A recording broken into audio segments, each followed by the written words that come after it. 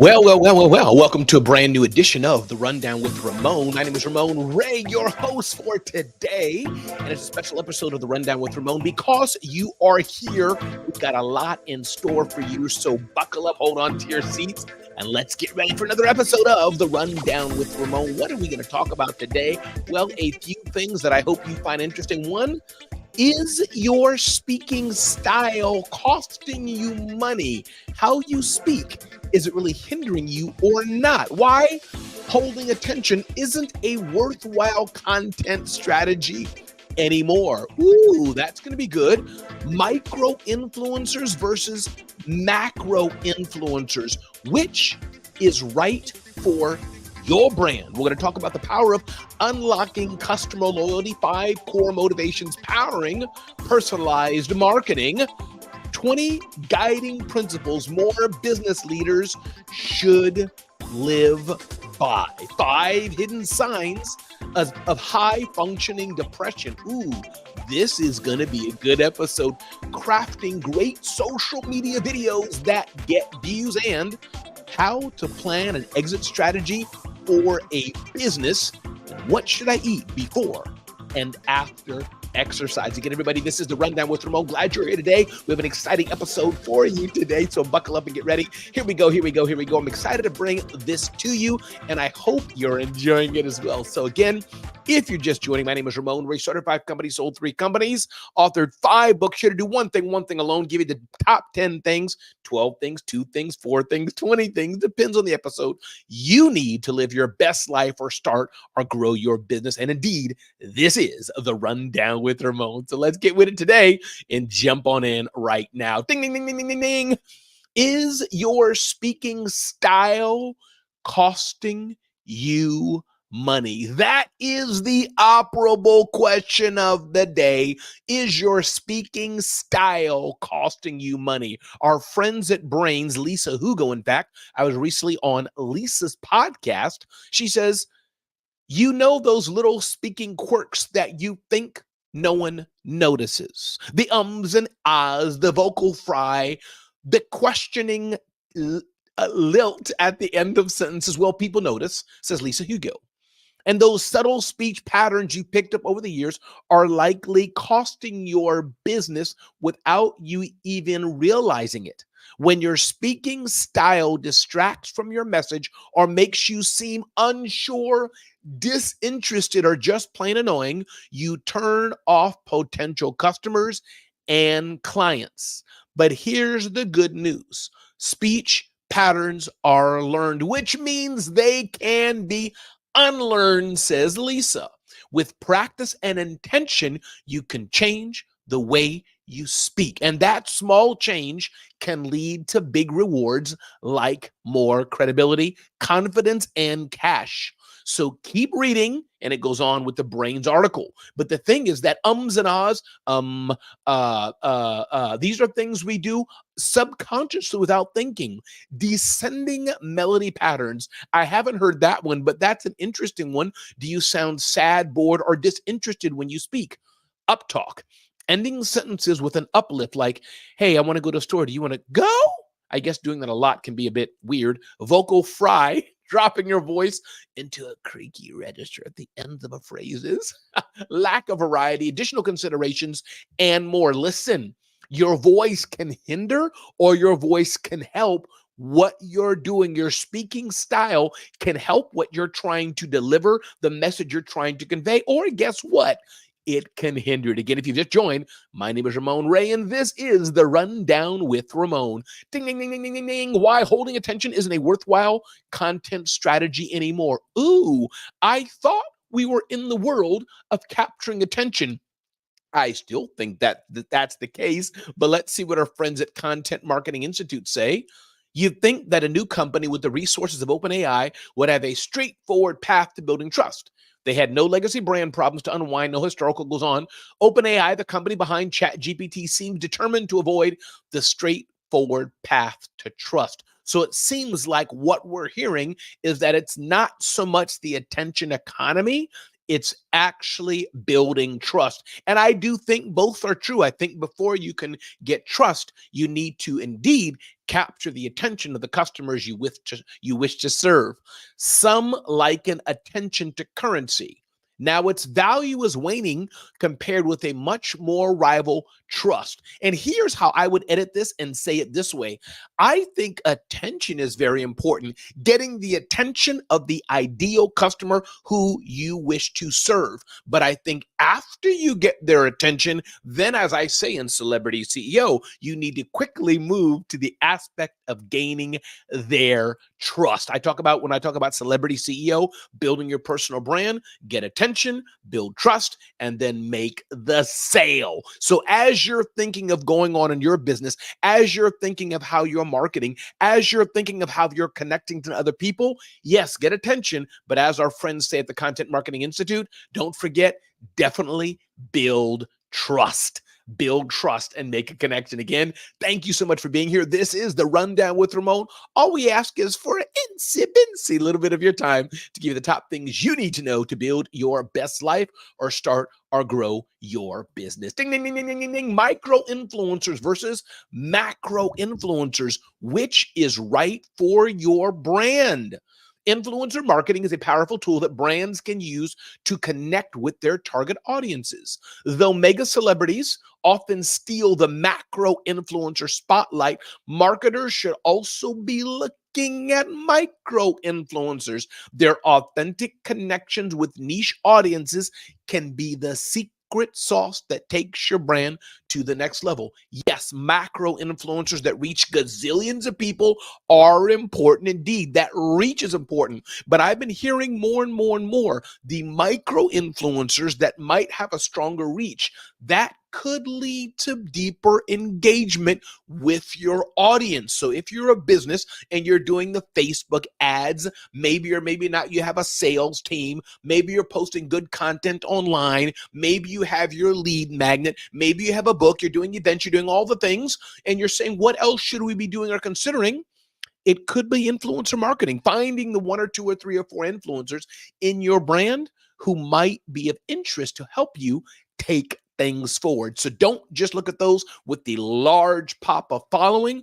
Also do look at those that may have a smaller following but can still help to push your brand forward. So what do you think about micro influencers or macro influencers or influencer marketing overall? I'm curious what you think, what you've done, what you've used. Let me know, DM me, comment, let me know what you and the world of influencer marketing has done. Thanks for being here on The Rundown with Ramon. Ding, ding, ding, ding, ding, ding, ding, ding. Moving forward here, unlocking customer loyalty. 5 core motivations powering personalized marketing. Marketing is important. We know that. This is how you get the attention of customers, how you build trust with customers. But there's some motivations if you want to get customers loyal to you. This is our friends at martech.org. 1, relevance and personal connection. This is one. Are you relevant to them? Are you relevant to their needs? And are you establishing some measure of a personal connection? My friend Lamar Tyler, my coach at Traffic Sales and Profit, I think he exemplifies this very, very much. It says here in the martech.org article, we all seek to feel and understand as individuals. Personalizing marketing makes people feel the brand knows and caters to their unique preferences, interests, and needs to foster a stronger personal connection. Number 2, a sense of belonging. When brands align messaging with a consumer's values and social identity, it builds commonalities and a sense of belonging, making people feel the brand gets them. A sense of belonging. Number 3, emotional engagement. When brands employ personalization, they evoke positive emotions, helping consumers feel special, valued, and appreciated. This is why that song rings in my heart a lot. The best part is in your cup. Old school marketing, old school jingle, but that brings something in there. You think of K. Every kiss begins with K, right? So these are things that build that customer loyalty, that put that emotional attachment in our minds. What are you doing to build the emotional attachment for your own customers or community? Simplicity and ease ease of use is another way we can build customer loyalty to drive consumer adoption, writes our friends at martech.org. Brands must ensure their products and services are easy to understand and use. Financial services has many overly complex rules, regulations, and ways of interacting with companies. So have it simple, simple, simple that anybody opening the box can figure it out. And of course, we know a company that does that well is Apple. Number 5 on our journey of the Rundown with Ramon, association and alliance. Once brands get numbers 1 through 4 right, the next step is building association and alliance, otherwise known as loyalty. I hope this is helpful for you. Let's keep moving on in the Rundown with Ramon. Ding, ding, ding, ding, ding, ding, ding. 12 guiding principles more business leaders should live by. Leadership is so important. Leadership is essential.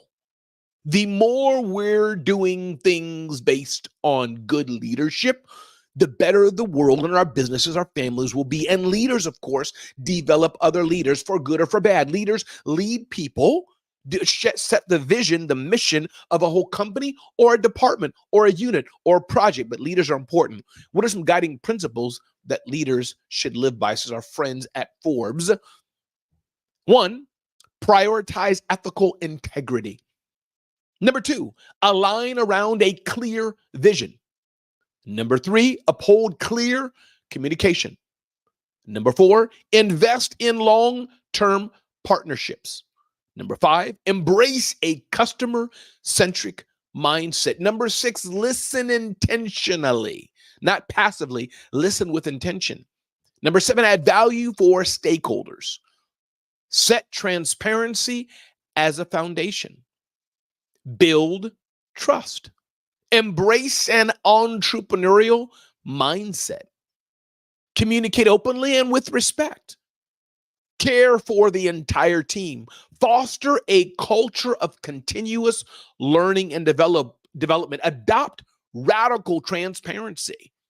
Maintain teamwork. Put people first. Practice reciprocity. Take risks. Embrace vulnerable leadership. And number 20, stay nimble. These are some traits that every single leader would behoove themselves to embrace and do. Again, if you just joined, this is the Rundown with Ramon. All we ask is for a few minutes of your time to give you the top things you need to know to live your best life or start or grow your business. Feel free to share it out, comment it out, let people know you're watching the Rundown with Ramon. Ding, ding, ding, ding, ding, ding, ding, ding, ding. 5 hidden signs of high functioning depression. Depression is something I've battled with from time to time. I've been delivered and freed from that by God's grace, but it's something I've had issues with and other things that go along with that, some dark times I've had in my life, and I have to still fight against it and make sure it doesn't come back on me because I know I have a greater purpose in the world. But what are some 5 hidden signs of this, writes Dr. Sharice Johnson, who's an expert mental health consultant. So Dr. Sharice says, in today's fast-paced world, the pressure to excel and the need to constantly be at the top of one's game can take a toll on even the strongest amongst us. So what are some things that we do sometimes that we shouldn't do? 5 hidden signs of depression. Increased irritability or anger. Do you find yourself increasingly angry, increasingly irritable? Maybe that's a sign of you being depressed. Do you have an increased amount of physical ailments? Do you find there's changes in your sleep patterns? Are you increasing the use of substances that maybe you shouldn't use? What about an increase or a measure of perfectionism and self-criticism? This doesn't mean if you have these things, you're depressed, but it could be something to consider about. Are you getting professional help? Are you practicing self-care? Are you setting boundaries and prioritizing your own mental health? This is absolutely important. Desiree King is in the house, made my day. Hey, Desiree King, so glad you're here. Y'all look up Desiree King, see all the brilliance that she's doing. So glad you're here, Desiree. Depression's a yucky stage. I've been there and I battle it so I never go back to that dark space. And there's light at the end of the tunnel for each and every one of us. Moving forward here, ding, ding, ding, ding, ding, ding, ding, crafting great social media videos that get views. We're all on this track to do more and more social media, and I do think social media is great, and I'm blessed to have you here, Desiree, as well. But social media is great. Videos that get views. We're doing this why? To get attention for our brands, to build to trust, as I said before, to generate a sale. And Dr. Will Moreland's in the house too on the Rundown with Ramon. Yo, definitely look up Dr. Will Moreland, an amazing, amazing person I look up to and have known for many years, as is Desiree King. So what are some ways we can have great social media videos that do get views? A few things to consider as we're leveraging the power of video. One, choosing a topic. Keeping things on brand is important, not to go all over the place. What are the keywords you're using in your videos? Says our friends at convinceandconvert.com. Picking and choosing your audience. Say cheese, making the perfect thumbnail is important as well, something I don't do enough of. Get people moving. Do you have a call to action? Are you telling people what they should be doing as they're watching your videos? I say that throughout this show. I say, hey, get to know me better. How can I serve you? Speak at your event, host your event, get to know me at ramonray.com, or just go to zoneofgenius.com, sign up for our email newsletter. That's a call to action if you're liking this content. So as you're doing videos, don't just do videos to be all cute. And native uploads are a must, it says here. That's what they're saying. What they're saying here is that uploading a videos, I guess, using third-party tools may not be the best way. It says uploading natively might be a confusing phrase, but once you get it down, we're sure it will change your engagement rates radically. Instead of uploading your social media video to just one network and sharing it as a link on others, post the actual content on each social media app. Oh, I see. They're saying you do it on each app and not just links. Absolutely. Listen, don't just do video for video's sake. Do video with a purpose. Do video with a purpose. Ding, ding, ding, ding, ding, ding, ding. Moving forward here, how to plan an exit strategy for your business. And that's something for sure Dr. Will Moreland and Desiree King, both being leaders and great in business, can do. Listen, as you're building your business, sometimes you build your business to keep it forever and ever and ever, but we get old. We get tired. Other things we want to do in life. How are you exiting the business you're in? I think of that for my own business. I've started 5 companies, sold 3 companies, now leading zoneofgenius.com. We're still very much in startup mode. Leading celebrityceo.com. We're still very much figuring that path out. But I'm thinking at the age of 51, 52, 53, 54, as I get older and older, what will I do? What's my legacy going to be like? How will I exit my business? So our friends at allbusiness.com talk about this, about exiting a business. And they say, setting yourself up financially. Do you have the right retirement account, right investments account, when maybe you're not making the money you think that you made? Or are you making money residually for the forever future, as it were? What's the succession plan that you're doing in your business? Do you have timelines and steps on this? Finding something to occupy your time. What will you do when you exit your business? Are you starting early, practicing that, keeping the right numbers? Thinking about why you started your business in the first place. Hedging your bets. Maybe something will go wrong. So what will you do if it doesn't? Seek advice as you're thinking of how to exit your business. And there's many different ways to do that. Get advice from other people on how to do that best, Desiree. How to do that best, Dr. Will. But it's very important as we're building businesses, we don't just want to build our business thinking we're going to hold on them forever, because that is not the case. Moving forward, love it here. Bing, ding, ding, ding, ding, ding, ding. What should I eat before and after exercise? I'm trying to eat healthier and healthier. It's a common journey for me. I love my sugars and my Dunkin' Donuts creamer, my Cafe Bustelo, but I'm trying to go 7 days now with eating no bread. We'll see how that goes. But what should I eat before or after exercise, writes Sarah Hayes Coomer of Forbes.com. Dear Pumped, she answers. Carbohydrates are the body's most readily available energy source, says Ariana Wood, a clinical dietitian at Know Known Well.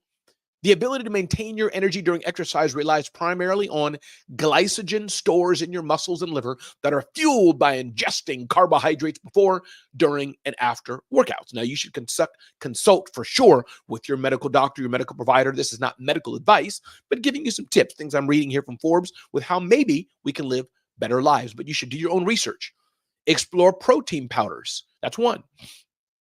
Before exercise, eat a light, high carbohydrate snack approximately 30 to 60 minutes before you start exercising. Interesting. Carbohydrate-rich foods that are high on glycemic index give you a quick, accessible energy. So these are some things here: bananas, yogurt with berry, granola, a small smoothie. After exercise, when your glycogen stores are depleted, replenishing them within 30 to 60 minutes after a workout can help sustain your energy for the rest of the day. Be hydrated. Drinking water before, during, and after workout reduces the risk of dehydration. And it goes on and on here. Bottom line is a great question. How in the world do you keep good health and at the same time eat healthy as well?